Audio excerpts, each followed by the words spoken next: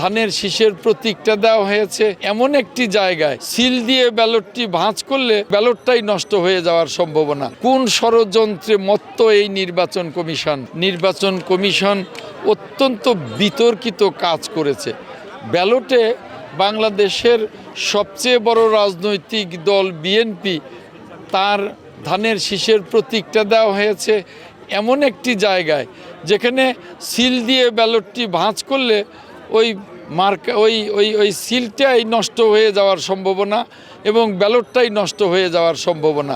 অথচ যে রাজনৈতিক দল বাংলাদেশে তেমন কোনো আসনই পায়নি, অতীতে 2টা 3টা 4টা আসন পেয়েছে, তাকে দেওয়া হয়েছে সবার উপরে। অথচ বিএনপি তো সবার উপরে পাবে।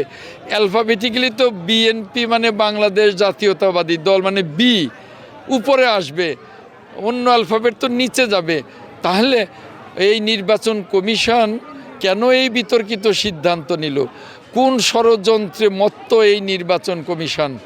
বাংলাদেশের মানুষ এবং বাংলাদেশ সরকার যেখানে একটা অবাধ এবং নিরপেক্ষ নির্বাচন আশা করে, সেখানে নির্বাচন কমিশন যদি এই ধরনের একটা বিশেষ দলকে জিতিয়ে দেওয়ার জন্যে ষড়যন্ত্রে মত্ত হয়, সারা বাংলাদেশ ওই নির্বাচন কমিশনের বিরুদ্ধে দাঁড়াবে, নির্বাচন কমিশনকে ক্ষমা করবে না।